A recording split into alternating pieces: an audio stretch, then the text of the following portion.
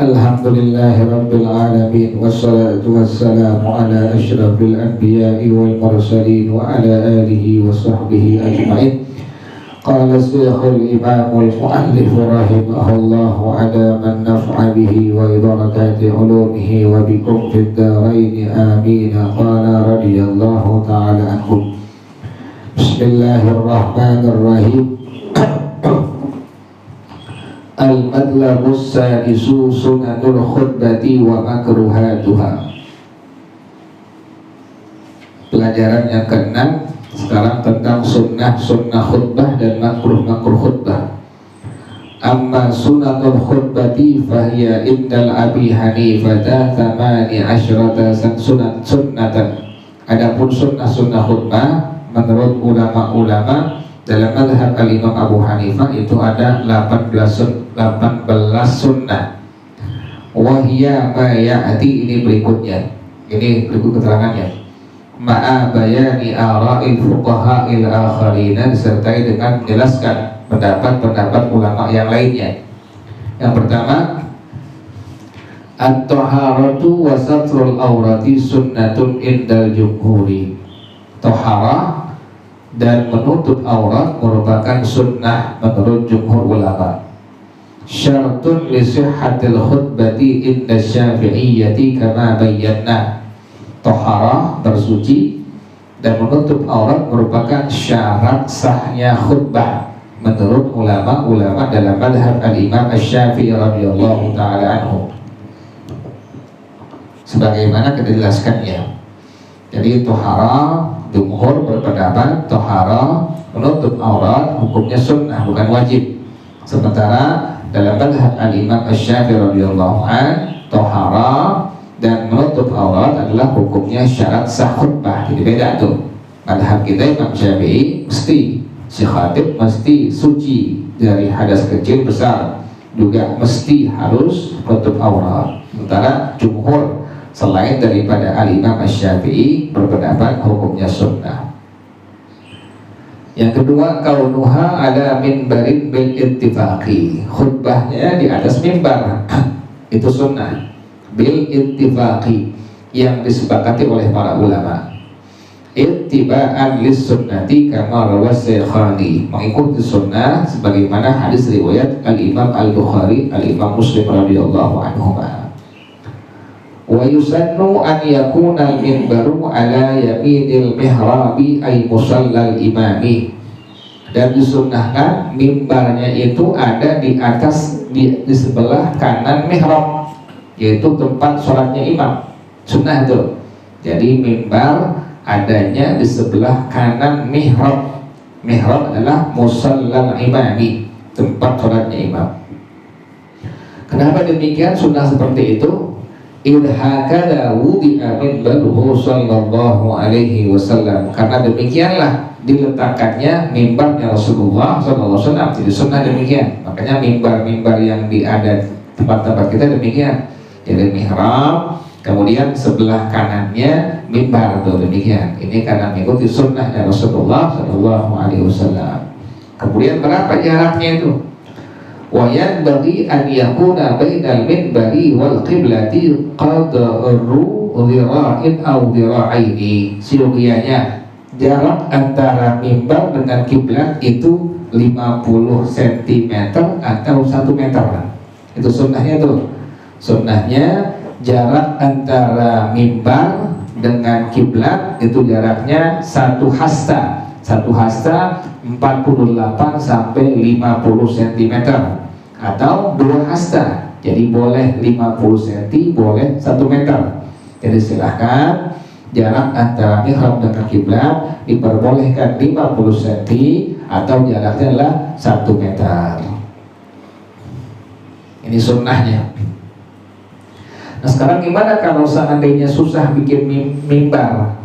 Fa'illam yatayassaril mimbaru, kalau memang susah diadakan mimbar, fa'ala maudhi'in murtafi'in, maka sunnah khutbah di atas tempat yang tinggi. Jadi kalau mimbarnya nggak ada, sunnah si khatib berkhutbahnya di atas tempat yang tinggi. Kenapa demikian sunnah seperti itu? Li'annahu ablagu fil i'lami, karena tempat yang tinggi lebih maksimal untuk i'lam, memberikan tahu kepada jamaah yang hadir. Untuk demikian, jadi kalau seandainya nggak ada mimbar, maka disunnahkan untuk si khotib berkhutbah di atas tempat yang tinggi. Fa'in ta'adzara, kalau memang sulit juga, istanada ila nahwi khasyabatin, maka si khatib bersandar kepada seumpama kayu atau bambu. Demikian tuh. Jadi kalau nggak ada juga, maka ada sandarannya, ada bambu, ada kayunya. Kama kana yaf'alu sallallahu alaihi wasallam qabla ijadil minbari, sebagaimana hal itu dilakukan oleh Rasulullah SAW sebelum dibuatkan mimbar. Nabi demikian, Nabi nyender di atas sebuah bambu sebelum Nabi dibuatkan mimbar. Wa kana Nabi sallallahu alaihi wasallam qad khataba ila jad'in. Nabi Muhammad SAW beliau berkhutbah di atas pelepah korma. Nabi waktu belum dibuatkan mimbar, Nabi nyendernya di atas pelepah korma tuh. Demikian. Tapi falamma tuqidal minbaru, tatkala dibuatkan mimbar untuk Rasulullah, tahawwala ilaihi, Nabi langsung gak pakai lagi tuh batang korma, yang pada akhirnya fahannal jad'u, maka akhirnya batang kormanya nangis tuh, nangis, yang suara tangisannya didengar oleh semua sahabat Nabi. Fa'atahun Nabi sallallahu alaihi wasallam, Nabi datengin, fa'tazamahu, Nabi peluk, au masahahu, atau Nabi sentuh-sentuh, Nabi usap-usapnya. Itu demikian. Batang korma nangis waktu Nabi tinggalin, nggak diinjek lagi, menjadi sandarannya beliau. Nabi kemudian mendengar suara tangisannya juga didengar oleh semua sahabat Nabi. Nabi datangin, Nabi peluk, Nabi usap-usap. Wa kana minbaruhu sallallahu alaihi wasallam thalatha darajatin ghaira darajatil mustarahi. Mimbarnya Rasulullah SAW itu ada 3 anak tangga, selain tangga untuk istirahat si khatib.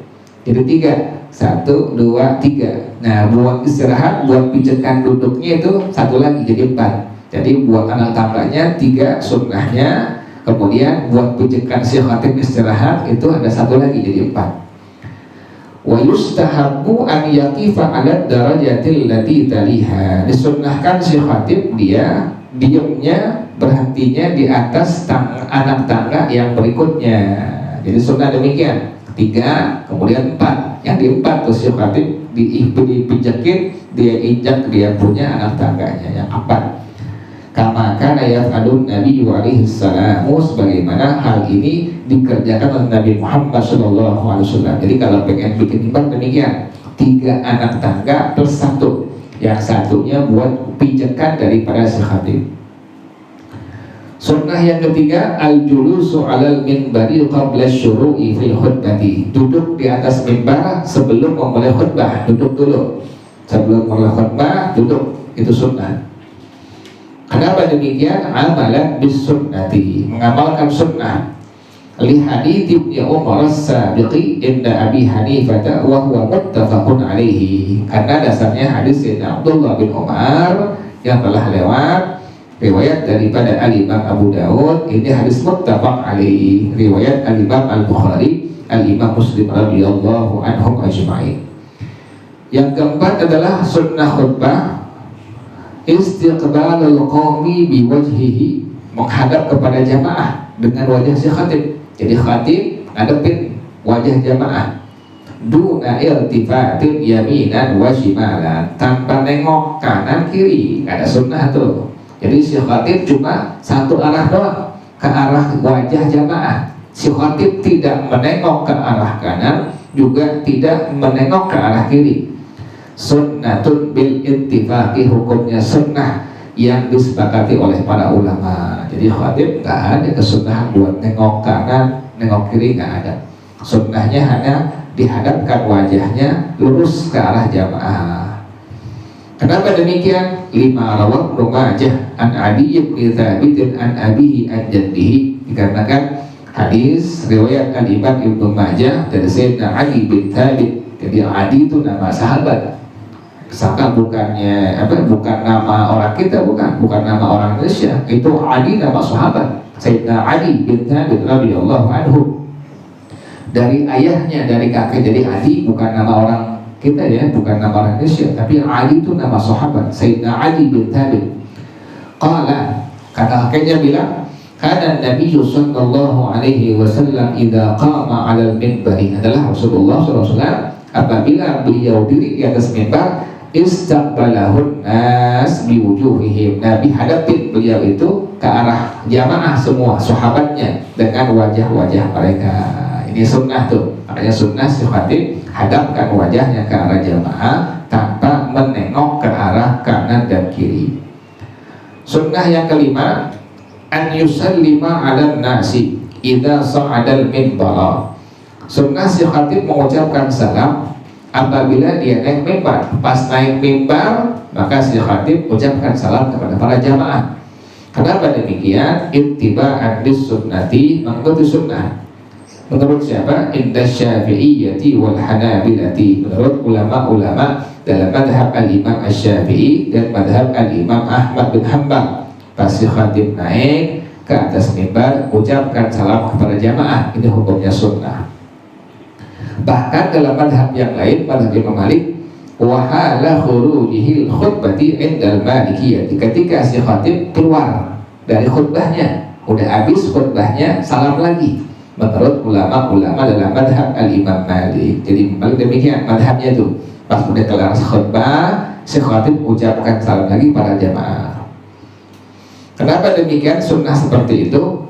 Lima rawat Ibnu Majah an Jabirin, karena hadis riwayat al-Imam Ibnu Majah radhiyallahu anhu dari Sayyidina Jabir bin Abdullah radhiyallahu anhu, qala, ia mengatakan, kana Nabi sallallahu alaihi wasallam idza sa'ada al-minbar sallama. Nabi kalau naik mimbar maka beliau mengucapkan salam. Sa'ida yas'adu, sa'idal minbar sallama. Nabi kalau naik mimbar maka beliau mengucapkan salam kepada jamaah.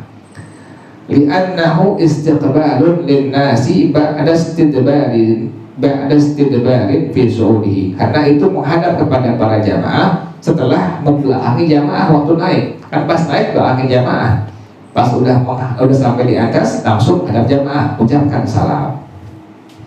Hal itu asbaha man faraqa qauman, lebih menyerupai, lebih mirip orang yang ingin berpisah dari satu kaum. Tsumma ada ilaihim, kemudian kembali kepada mereka, wa yajibu raddus salami. Jamaah hukumnya wajib membalas salamnya. Jadi pas khatib mengucapkan salam, maka hukumnya wajib, fardu kifayah, bukan fardu ain, bukan fardu kifayah. Satu orang membalas salam sudah cukup. Wala yusallimu 'alal qaumi indal hanafiyati, dan tidak mengucapkan salam kepada para jamaah menurut siapa? Indal hanafiyati, menurut ulama-ulama dalam madhab al-Imam Abu Hanifah. Jadi kalau madhab al-Imam Abu Hanifah, beliau berpendapat si khatib pas sampai di atas tidak mengucapkan salam. Kenapa demikian? Li'annahu yulji'uhum ila ma nahaw anhu minal kalami, karena si khatib mempercayakan jamaah kepada sesuatu yang dilarang untuk jamaah semua dari berbicara. Gak boleh ngomong. Pas si khatibnya mimbar, jamaah gak boleh ngomong. Makanya tidak ada kesunahan buat si khatib untuk mengucapkan salam kepada para jamaah. Wal haditsul tsani ghairu maqbulin, hadis yang kedua tidak diterima. Ini kata Al rahimahullah. Kemudian salah sunnah yang keenam, an yu'adzina mu'adzinun wahidun, disunnahkan mu'adzinnya satu, la jama'atun, enggak bareng-bareng, satu orang cukup mu'adzinnya. Baina yadayil khatibi, di hadapan khatib, di hadapan khatib cukup muadzin satu, nggak sampai dua, nggak sampai tiga. Idza jalasa 'alal minbari, kalau si khatib duduk di atas mimbar, si khatib duduk, maka muadzinnya satu, tidak lebih dari satu. Wa hadha huwal adanul ladzi kana 'ala ahdi Rasulillah sallallahu alaihi wasallam wa hadha muttafaqun alaihi. Inilah adan yang sesuai di zamannya Nabi Muhammad SAW, yang ittifaq hadisnya hadis muttafaq alaih, hadis riwayat al-Imam al-Bukhari, Imam Muslim. Rawal Bukhari an Sa'id bin Yazid, riwayatkan Imam Bukhari dari Sayyidina Imam As-Sa'ib bin Yazid radhiyallahu anhu annahu qala, bahwa beliau mengatakan an-nida'u yaumal jumu'ati awwaluhu idza jalasa al-imamu 'alal minbari. Seruan hari Jumat, azan artinya di awal-awalnya apabila si khatib duduk di atas mimbar. Ini kalimat imam nih. Ala ahdi Rasulullah sallallahu alaihi wasallam wa Abi Bakr wa Umar. Di zaman Rasulullah, zaman Sayyidina Abu Bakar, zaman Sayyidina Umar. 3 masa ini semua khatib demikian. Pas duduk di atas mimbar, kemudian baru azan untuk melakukan sholatul Jumu'ah. Tetapi falamma kana Utsmanu, tatkala di zaman Khalifah Sayyidina Utsman radhiyallahu anhu, wa kathuran nasu, jamaah sahabat makin banyak jumlahnya, orang makin banyak masuk Islam, makin banyak. Zadan nida'u tsalitsu ala zawra'i, maka ditambahkan seruan yang ketiga di pasar-pasar kota Madinah. Tambahin lagi azan seruan yang ketiga maksudnya apa? 1 azan Jumat, 2 iqamah, yang ketiga azan yang untuk daripada khatib. Nah itu demikian yang dibilang an-nida'ut tsalits. Walam yakun lin Nabi sallallahu alaihi wasallam muadzinun ghairu wahidin, dan di zaman Nabi muazzinnya hanya 1 saja. Yang terjadi ini ijtihad daripada Sayyidina Utsman bin Affan radhiyallahu anhu, muazzinnya 2. Ada muazzin yang pertama, ada muazzin yang kedua. Boleh dibilang al-muazzin al-awwal, yang kedua al-muazzin al-tsani atau al-muraqqi. Wallahu a'lam bissawab. Allahumma in istawda'tuka ma qara'tu wa ma sami'tu fardudhu ilayya inda hajati ilayk. Wa sallallahu ala sayyidina Muhammadin wa ala alihi wa sahbihi wa sallam. Walhamdulillahi rabbil alamin. Subhanaka Allahumma wa bihamdika ashhadu an la ilaha illa anta astaghfiruka wa atubu ilaik. Alhamdulillah ala ni'amillah, alhamdulillah ala barakatillah, alhamdulillahi hamdan yuwafi ni'amahu wa yukafi'u mazidah, walhamdulillahi rabbil alamin. Ya Rasulullah salamun alaik ya rafi'a sya'ni wa darajih. Ya Rasulullah salamun alaik ya rafi'a sya'ni wa darajih. Ya Rasulullah salamun alaik ya rafi'a sya'ni wa darajih. Allahumma salli wa sallim wa barik alaihi wa ala alihi.